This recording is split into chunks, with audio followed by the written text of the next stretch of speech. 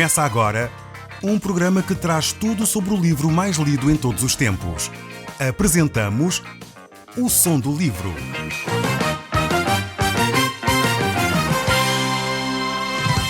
Seja muito bem-vindo. Neste podcast vai encontrar o livro mais conhecido e lido em todo o mundo. Vamos levá-lo numa viagem pela história da humanidade. Este é um audiolivro para si, para a sua família e sociedade em geral. Contextualização e comentários de Paulo Chaveiro. Olá, caro amigo, estamos de novo no programa O Som do Livro. E eu creio sinceramente que esta próxima meia hora poderá mudar radicalmente a sua vida, pois Deus quer falar consigo, mesmo depois de desligar o seu rádio. Eu sou Paulo Chaveiro e nós hoje vamos olhar de novo para o livro de Miqueias.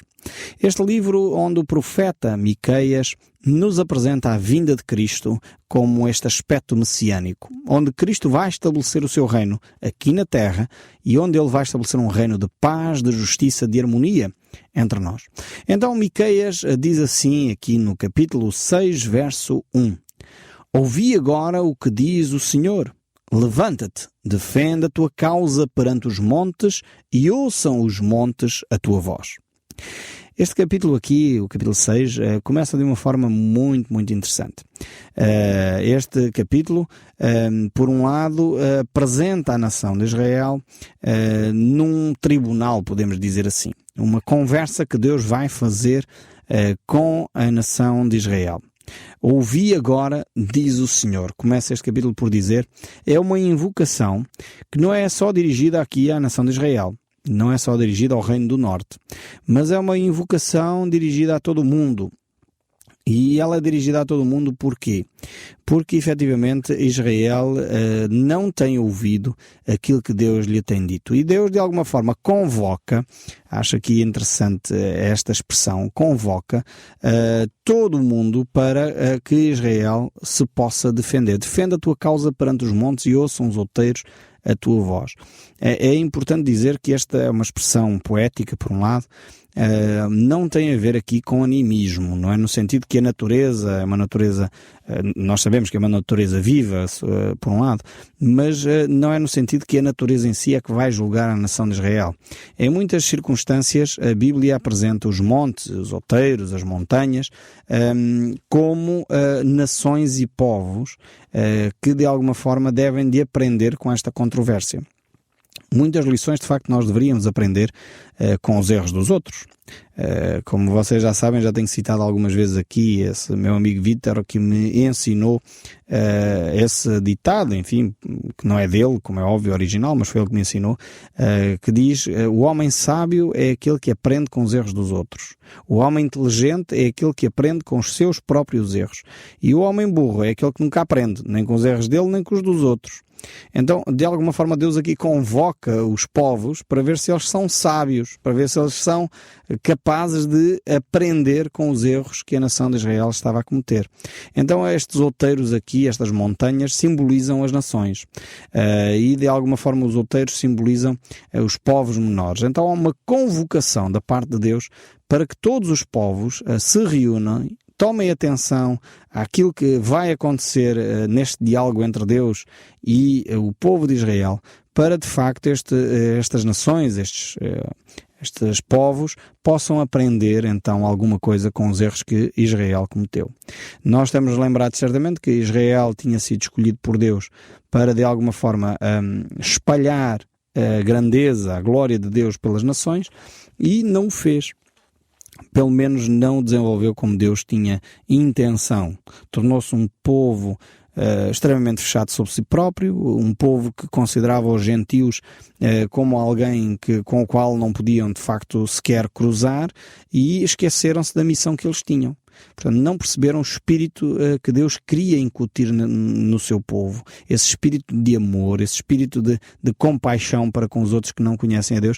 E era o propósito de Deus ter escolhido a nação de Israel, não para que ela se fechasse sobre si própria, mas para que ela levasse este amor àqueles que não conhecem a Deus. Eu creio que muitas comunidades cristãs têm sofrido do mesmo mal de Israel. sofrem de um certo narcisismo, fecham-se sobre si próprios, gostam tanto de si mesmo, que se tornam igrejas quase xenófobas, no sentido que não são capazes de se abrir para aqueles que de alguma forma não conhecem a Deus. A ideia não é que Israel pactuasse com todo o pecado das nações ao seu redor. A ideia não é essa. Assim como hoje, a ideia não é que a Igreja absorva todos os pecados e deixe de ter uma orientação divina sobre como deve-se viver uma vida saudável. A ideia não é essa. Mas, ao mesmo tempo, temos que ser flexíveis, não estar fechados sobre nós mesmos, mas abertos a, de alguma forma, compartilhar a mensagem de Deus com os outros. Então aqui Deus está claramente a convocar a nação de Israel para este diálogo, para que possam os povos à sua volta entender o que Deus tem para dizer e possam de alguma forma aprender essas lições que Deus quer trazer à nação de Israel. Mas o texto bíblico prossegue aqui. No verso 2, vemos assim no capítulo 6: Ouvi montes a controvérsia do Senhor, e vós, duráveis fundamentos da terra, porque o Senhor tem controvérsia com o seu povo e com Israel entrará em juízo. É interessante notar aqui que Deus contende com o seu povo. Isto mostra pelo menos duas coisas. A primeira, a grande paciência que Deus tem para com o povo de Israel. Este é o primeiro aspecto que nós podemos retirar deste texto. É que Deus não chegou a este ponto do nada. Portanto, Deus chegou aqui passado vários séculos, vários milhares de anos tinham já decorrido, e o povo tinha constantemente quebrado a sua aliança, não tinham dado ouvidos à voz de Deus, constantemente deixavam de lado o culto e a adoração a Deus, voltavam-se para as imagens de escultura. Então Deus agora vai ter uma conversa com a nação de Israel, exatamente porque Deus continua a revelar a sua paciência para com Israel. Este é um dos primeiros aspectos, porque Deus manteve-se ligado a Israel apesar da sua rebelião, apesar dos seus desaires. Deus continua agindo no meio deste povo. E de facto, o segundo aspecto que nós vemos aqui é que Deus, apesar da sua paciência, é um Deus que não é condescendente. Ou seja, Deus não é um Deus que não finge ver as coisas. Ou seja, vamos fingir que não aconteceu o pecado. Não. Deus vai intervir. Aliás, isto é um sinal de amor. É um sinal de amor de Deus para com o seu povo. É um sinal que Deus ainda se interessa pelo seu povo. Mal de nós quando Deus deixar de se interessar por nós. Eu uma vez tive que dizer isso a um dos meus filhos, e é curioso, exatamente porque senti isto que Deus descreve aqui neste texto bíblico, com todo o respeito e com toda a distância que tem que manter da pessoa de Deus, como é óbvio, não é? Mas senti isto, porque o meu filho estava-me a dizer: mas pai, porquê que o pai repreende? Está-me sempre a repreender. Às vezes nós, pais, repreendemos em excesso. Temos que ter cuidado também. Se os nossos filhos nos fazem uma advertência destas, talvez, se calhar, estamos a exagerar. Mas, ao mesmo tempo, tive a oportunidade de explicar ao meu filho que essa minha atitude é porque eu o amo. É porque eu não quero que ele continue a cometer esses erros que ele cometia constantemente com outras pessoas. Enquanto é comigo, eu posso ter essa paciência, esse amor para o corrigir. A maior parte das pessoas não vai ter nem paciência nem amor suficiente para o estar constantemente a corrigir. Vão desprezá-lo, vão deixar de lado. E eu, como pai, não quero isso. Quero o melhor para o meu filho e por isso mesmo tenho esta intenção constante de o corrigir, de o ajudar a melhorar, de mudar as atitudes, de ter umas palavras mais corretas, não ser incorreto, não levantar a voz, saber estar sentado à mesa, ter comportamentos, no fundo, corretos como ser humano, ajudá-lo a crescer. E ele estava, enfim, bastante incomodado com o facto de eu, como pai, estar a corrigi-lo. E eu usei o exemplo: mas filho, tu já reparaste que o pai e esses meninos da rua que andam aí, que o pai não conhece de lado nenhum, o pai não corrige? Eles às vezes dizem palavrões e o pai às vezes até intervém quando está perto. Mas pronto, não digo muito mais do que aquilo que tenho que dizer como cidadão, como o meu dever cívico. Mas de resto não estou constantemente a ralhar com eles ou a pô-los de castigo ou a tratar disto ou daquilo. Porquê? Perguntei-lhe eu. E ele disse: bem, não sei muito bem. O pai não faz isso porque o pai não os conhece, não os ama como te ama a ti. Então, a ti o pai tem esse amor tão profundo, tão intenso, que o pai quer ter-te como uma pessoa digna, uma pessoa honrada, uma pessoa séria, uma pessoa que os outros vão respeitar pela tua conduta. Agora, aqueles meninos que o pai não conhece de lado nenhum, pronto, o pai às vezes corrige, mas é uma situação pontual e não vou estar constantemente a aborrecer-me com essas situações. E eu identifico aqui a ação de Deus para com a nação de Israel no mesmo perfil.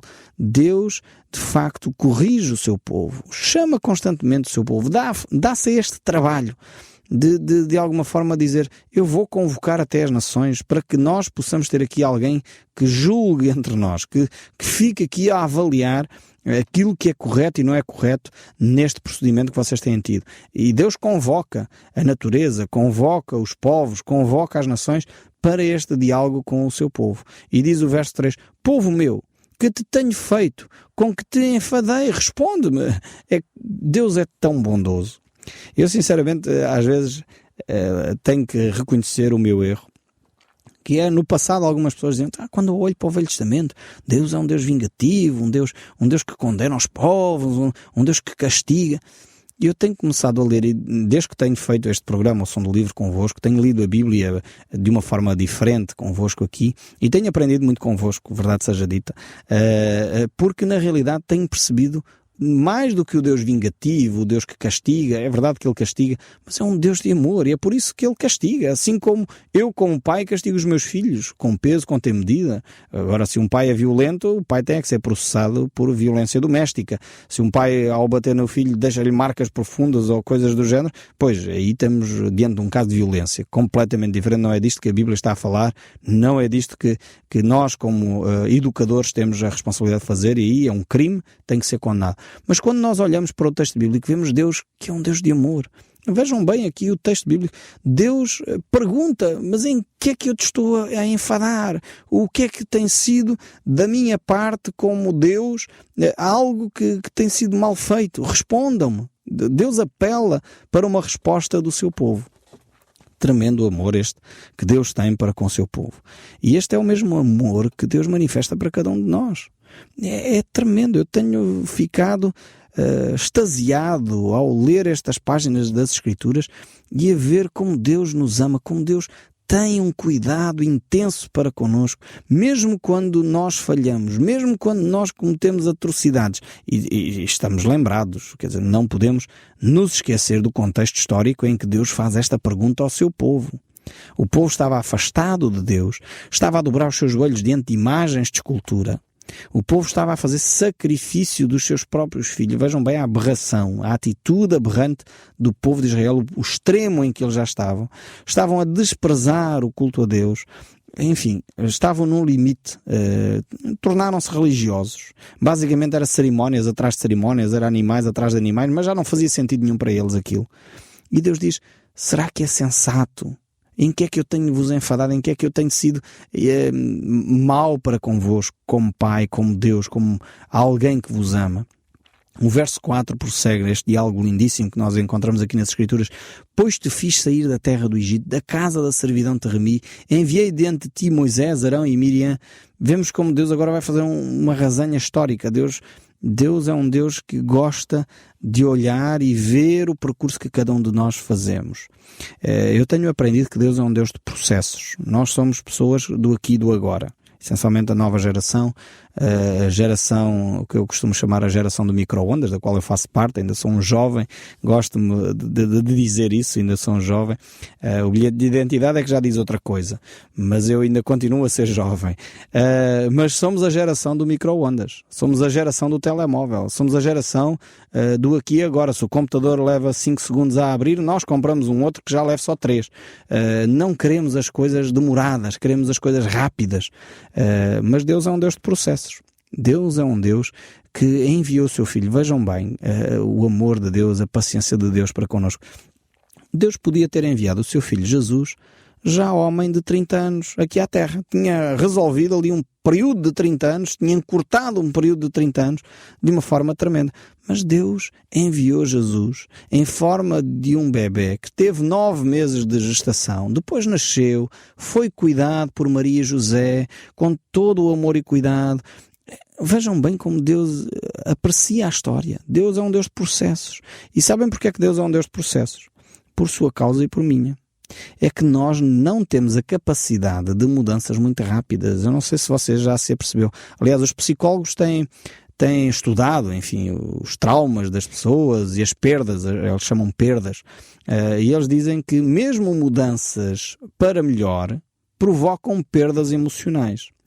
E eles estabeleceram uma escala de perdas, sendo que o maior valor atribuído às perdas é quando nós perdemos um ente querido. Isso é um facto, mas isso não é uma perda positiva. Mas mesmo quando há perdas positivas, como por exemplo mudar de casa, mudar para um emprego melhor, nós sentimos perdas, ficamos desorientados. E Deus então faz estas mudanças de uma forma tão suave para que nós não soframos. Veja o amor de Deus. É por isso que Ele gosta de processos, porque Ele sabe quem nós somos. E Ele tem paciência para consigo, para comigo. Quantos de nós andamos aqui a tentar mudar, se calhar, um hábito? Eu quero deixar de fumar. E levamos 3 anos a tentar deixar de fumar. Alguns dizem, eu quero deixar de beber. E levam, se calhar, 3 anos ou 4 a tentar deixar. Precisamos de alguma ponderação, motivação. Há coisas que precisamos deixar de uma vez por todas. Por exemplo, esses vícios terríveis. Seria bom que você tomasse uma decisão séria no seu interior e a partir de hoje acabou. Aí não precisa de 3 anos para fazer.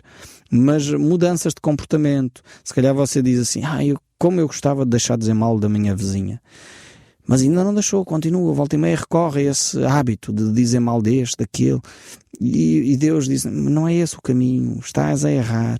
E Deus então envia, como Deus aqui, envia líderes, envia pessoas que nos ajudam a refletir sobre os nossos comportamentos, que não são comportamentos saudáveis, comportamentos que não estão de acordo com a palavra de Deus, que geram conflitos, geram tensão à nossa volta, geram situações difíceis. E Ele mandou aqui Miriam, Arão, Moisés, estes líderes, para conduzir a nação de Israel a bom porto, para conduzir a nação de Israel até um território onde mana leite e mel, esta é a expressão das Escrituras, um sítio de abundância, de prazer, de bem-estar, um sítio onde a pessoa efetivamente tem condições para poder viver com qualidade de vida. Este é o desejo de Deus para nós. E Ele quer continuar a fazer isso em nós hoje, a produzir em nós qualidade de vida. É por isso que Jesus disse a certa altura, não andais ansiosos por coisa alguma. Como se nós conseguíssemos aplicar este texto, a nossa vida mudava radicalmente. Eu não sei como é que é a sua, mas eu olhando para a minha vida, se eu conseguisse aplicar diariamente, a cada momento que passa, este texto bíblico, como eu seria diferente. Não andar ansioso por coisa alguma. Se surge um problema, então, de facto, eu derramo diante de Deus a minha preocupação. Ainda esta semana estava a tentar tratar de uma viagem e a coisa não estava a correr bem e agora recebi o telefonema que resolveu-se o problema do bilhete de avião. Espero que quando for agora viajar as coisas estejam todas em condições. Mas, efetivamente, isto já estava a gerar um certo stress em mim, uma certa ansiedade. E se quando eu for apanhar o avião a coisa não está, de facto, tudo tratado? E recebendo o telefonema fiquei tranquilo. Ok. Mas precisamos de aprender a derramar sobre Deus a nossa ansiedade. Como isso vai transformar a nossa vida. Mas Deus continua aqui a falar e a fazer esta resenha histórica à nação de Israel e diz assim no verso 5. Povo meu, lembra-te agora do que maquinou Balaque, rei de Moabe, e de como lhe respondeu Balaão, filho de Beor, e do que aconteceu desde Sitim até Gileade, para que conheças os atos de justiça do Senhor. Deus faz um retrocesso à memória coletiva do povo para que eles possam recordar os livramentos do Senhor. Ele vai conduzir a nação de Israel nesta reflexão, levando-os até este período em que eles tiveram que atravessar a região de Edom e o rei de Edom não permitiu que eles passassem. Então eles tiveram que contornar a região, passaram no território de Moabe e então ali o rei de Moabe, Balaque, procurou um profeta, que é um profeta misterioso. Este profeta é um profeta mercenário, o profeta Balaão. Está descrito lá no Velho Testamento. Balaão era um profeta que profetizava por dinheiro. Eu não estou a falar de nenhum grupo religioso em particular, atenção, estou a falar de Balaão. Mas infelizmente há nos nossos dias alguns profetas que só profetizam por dinheiro. Quando recebem dinheiro, profetizam. Se não recebem dinheiro, já não há palavra de Deus para ninguém, já não há bênção para ninguém. Mas lá o livro de Números fala deste Balaão. Parece que isto parece que faz parte da história. Haver profetas mercenários. E Balaão, então, é convocado por Balaque para amaldiçoar o povo de Israel e não conseguiu. Porque Deus abençoa, e a conclusão a que Balaão chegava, mesmo sendo um profeta mercenário, é que quando Deus abençoa, não há ninguém que possa amaldiçoar. Isso deveria deixá-lo tranquilo no seu coração, porque hoje em dia há aí profetas, como Balaão, que só profetizam por dinheiro, e mesmo assim no final ainda querem amaldiçoar as pessoas. Não sei onde é que eles vão buscar esses textos bíblicos para o fazer, mas aqui Balaão pelo menos tinha a sensibilidade de perceber que quando Deus abençoa, não há ninguém que possa amaldiçoar. Mas Balaão foi astuto. Ele não podia amaldiçoar, mas ele podia atrapalhar a vida espiritual do povo de Israel. E qual é que foi a forma que ele engendrou? Ele sabia que Deus tinha condenado a nação de Israel para eles não se misturarem com os povos. E então ele disse, ok, a única coisa fácil de fazer aqui é pôr este povo a casar com os moabitas. Portanto, se houver casamentos mistos, a crença dos israelitas vai fragilizar-se. Deus então vai retirar a sua bênção de sobre eles. E foi assim que Balaão minou a vida espiritual da nação de Israel, promovendo esses casamentos de jugo desigual, esses casamentos mistos, onde os moabitas adoravam as suas imagens de escultura e o povo de Israel deveria de adorar a Deus, mas ao casarem-se, então passaram a trazer a idolatria, e isso foi terrível para a nação de Israel. Devemos aprender também estas lições para efetivamente não criarmos jugos desiguais de pessoas que não têm a mesma convicção cristã. Não falo de grupos religiosos, mas a mesma convicção de fé cristã, porque isso é um jugo desigual que Deus de facto não pode abençoar, porque há um que quer adorar isto e nós queremos adorar a Jesus Cristo. Alguém quer viver só para o dinheiro e a pessoa diz, não, o dinheiro não é o mais importante, eu quero ter o meu tesouro nos céus. Alguém quer viver na mentira e nós como cristãos vamos dizer, não, eu quero viver na verdade. A minha forma de viver é na verdade, na transparência, na honestidade. E a outra pessoa diz, não, mas uma mentirinha de vez em quando não faz mal nenhum. Percebem porque é que o jugo desigual é terrível? Porque não há forma, além do aspecto de natureza. Um vive nas trevas, outro vive na luz. Um vive servindo a Deus, outro vive opondo-se ao serviço de Deus. Então precisamos de refletir e integrar isso no nosso dia-a-dia, na nossa vida cristã. E foi esta a atitude de Balaão, minando assim a vida do povo de Israel. Mas o verso 6 ainda diz, como é que te apresentarei ao Senhor e se inclinarei ante o Deus excelso? Virei perante ele com holocaustos, com bezerros de um ano? Então esta é a pergunta que o povo agora faz diante de Deus. Mas esta pergunta nós iremos trabalhar um pouco mais no próximo programa, que o som deste livro continua a falar consigo, mesmo depois de desligar o seu rádio. Que Deus o abençoe ricamente e até ao próximo programa. O Som do Livro, uma produção da Rádio Transmundial de Portugal.